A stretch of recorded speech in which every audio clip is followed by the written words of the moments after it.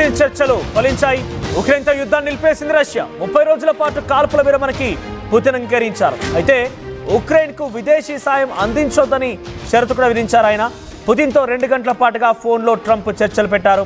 Ukraine యుద్ధానికి ముగింపు, యూరోప్లో ఘర్షణలు నివారణకు సంబంధించిన విషయంపైన మాట్లాడుకొచ్చారు.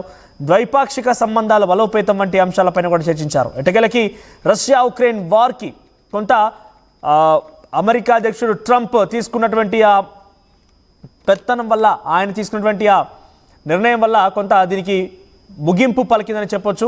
రష్యా కొంతమేరకు ట్రంప్ వ్యాఖ్యల్ని ఏకీభవించింది. ట్రంప్ చెప్పినటువంటి మాటలకి సర్దుమణిగింది. కానీ ఒక షరతు పెట్టింది. నేను ఈ యొక్క కాల్పుల విరమణ ఒప్పందానికి సిద్ధంగా ఉన్నాను, కానీ అటు ఉక్రెయిన్కి ఏ దేశం కూడా సపోర్ట్ ఇవ్వకూడదు, ఏ దేశం కూడా సపోర్ట్ ఇవ్వకుండా చూడాల్సిన బాధ్యత మీపై ఉందంటూ కూడా షరతు విధించింది. విదేశీ సాయం అందించొద్దని కూడా చెప్పింది.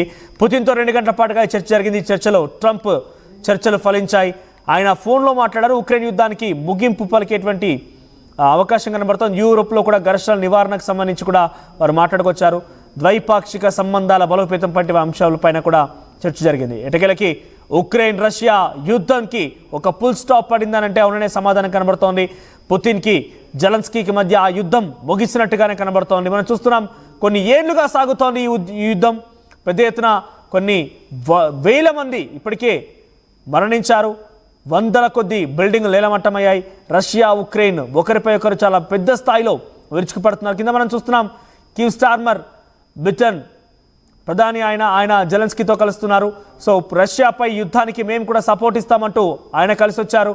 రష్యాపై మీరు ఎంతటి స్థాయిలో యుద్ధం చేసినా కూడా అన్ని రకాల సపోర్ట్ ఇస్తామని చెప్పుకొచ్చారు. ఆయన ఒక్కరే కాకుండా నాటో దేశాలన్నింటి కూడా ఆయన సమాయత్తం చేసి మనం సపోర్ట్ ఇవ్వాల్సిన యుక్రెయిన్కి. యుక్రెయిన్ చాలా తీవ్రంగా నష్టపోతోంది. యుక్రెయిన్ పైన రష్యా చాలా బీభత్సంగా దాడి చేస్తోంది. కీవ్ ప్రాంతం పైన చాలా పెద్ద మొత్తంలో దాడి చేసి మనం చూసుకొచ్చాం. ఏకంగా కే స్టార్మర్ అని చెప్పుకొచ్చిన మాట ఏంటంటే, ఈ 30 ఏళ్ల పాటుగా, రానున్నటువంటి 30 ఏళ్ల పాటుగా ఎంతైనా సరే మేము ఉక్రెయిన్కి సపోర్ట్ ఇస్తూనే ఉంటామన్న మాటని ఆయన మాట్లాడుకొచ్చారు. ఈ నేపథ్యంలో అటు రష్యా కాల్పుల ఒప్పందానికి కొంత సమయత్తంగా ఉన్నట్టుగానే, సిద్ధంగా ఉన్నట్టుగానే చెప్పుకొచ్చింది. కానీ ఒక కండిషన్ పెట్టింది. దాంట్లో ఉక్రెయిన్కి ఎవరు కూడా ఇతర దేశాలు సపోర్ట్ ఇవ్వకూడదని ఒక కండిషన్ పెట్టుకొచ్చింది. ఈ నేపథ్యంలో ఒక్కసారిగా ఆ షరతును యాక్సెప్ట్ చేస్తుందా ఉక్రెయిన్ లేదా అనేది మాత్రం కొంత ఆసక్తి రేపుతోంది. సో ఉక్రెయిన్ అధ్యక్షుడు జెలెన్స్కీతో ట్రంప్ భేటీ అయ్యారు. కొంత వారిద మధ్యలో కూడా ట్రేడ్ సంబంధించి జరిగిన చర్చల్లో భాగంగా ఇద్దరి మధ్య ఒకే పరస్పరంగా ఫేస్ టు ఫేస్గానే ఆ భీకరమైనటువంటి ఆ మాటల యుద్ధాన్ని చూసాం. నువ్వెంత అంటే నువ్వెంత అనుకున్న సిచ్యువేషన్ కూడా ఉంది. అటువంటి సినారియో నుంచి ఒక్కసారిగా పుతిన్తో చర్చలు జరిపి ట్రంప్ ఉక్రెయిన్కి కొంత విరమణ ఇచ్చారని చెప్పొచ్చు. రష్యా ప్రెసిడెంట్ వ్లాదిమిర్ పుతిన్ ఈ యొక్క కాల్పుల ఒప్పందానికి అంగీకరించారు. ఎనర్జీ ఇన్ఫ్రాస్ట్రక్చర్ టార్గెట్స్ని చేస్తున్నటువంటి దాడిని ఆయన కాల్పుల విరమణకి సంబంధించి ఓకే చెప్పారు. 30 రోజుల పాటుగా ఈ కాల్పుల ఒప్పందం సంబంధించి ఉంటుందన్నట్టుగా తెలుస్తోంది. పుతిన్ మరోవైపుగా రష్యా మిలిటరీని కూడా ఆర్డర్ చేశారు. ఇప్పటికే మిలిటరీ ఫోర్సెస్ని వెనక్కి తీసుకోండి, ఎట్టి పరిస్థితుల్లో దాడి చేయకూడదంటూ ఆ మిలిటరీ ఫోర్సెస్ పైన రష్యా అధ్యక్షుడు పుతిన్ ఆర్డర్ చేశారు. The Kremlin said in statement following a lengthy phone call. ఇద్దరి మధ్య ఒక చాలా సుదీర్ఘమైనటువంటి ఫోన్ కాల్ సంభాషణ జరిగింది మంగళవారం రోజున.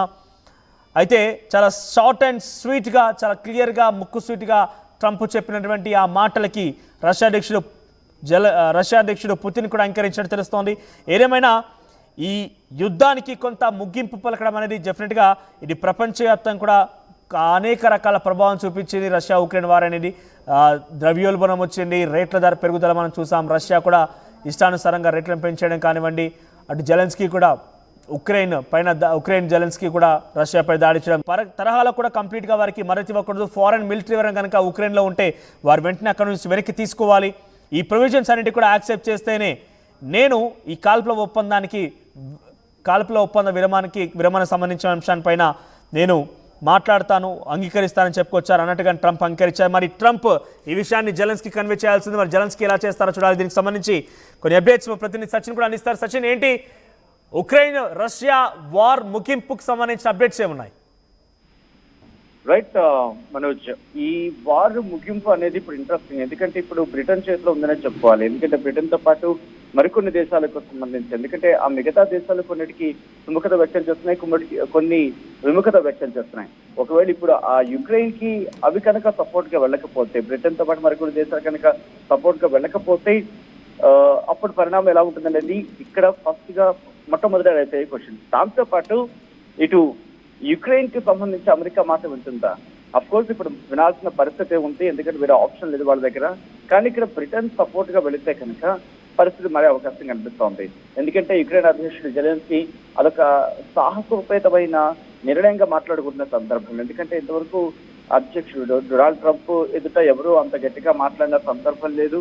బట్ ఆయన పక్కన కూర్చున్న సందర్భం, అంటే భేటీలో కూర్చున్నప్పుడు ఒకరి మీద ఒకరు మాట్లాడుతూటాలు పెంచుకొని అంత స్థాయిలో విరుచుకుపడిన పరిస్థితి అని చెప్పుకోవాలి ఒక విధంగా చెప్పాలంటే. కాబట్టి ఇప్పుడు యుక్రెయిన్ అధ్యక్షుడు జెలెన్స్కీ ఇటు ఏం చేయబోతున్నాడు అనేది ప్రప్రథమంగా ఇక్కడ ఆలోచించాల్సిన మాట. ఒకవేళ బ్రిటన్ సపోర్ట్ ఇస్తే కనుక యుద్ధాన్ని కంటిన్యూ చేసే అవకాశం, కానీ ప్రస్తుత సినారీలో అటువంటి ఏమీ కనిపించట్లేదు. ఎందుకంటే ఎప్పుడైతే బ్రిటన్ తో మాట్లాడిన సందర్భంలో బ్రిటన్ సాయం అందిస్తానందో, దాంతో పాటు బ్రిటన్ కి సంబంధించిన ఫోర్స్ రెడీ చేసుకోవాలి. ఎందుకంటే అవసరం ఉన్నప్పుడు పరిస్థితి చేజారిపోకుండా ఒక బలం ఉంటుంది, ఒక బలగం ఉంటుంది. సో ఇక్కడ యూకేతో పాటు మరికొన్ని దేశాలన్నీ కలిసి యూకే సంబంధించి అక్కడ ఒక ఫోర్స్ ని ఏర్పాటు చేసుకోవాల్సిన అవసరం అయితే ఉందని చెప్పి ఇక్కడ జెలెన్స్కీ గతంలోని ఇటు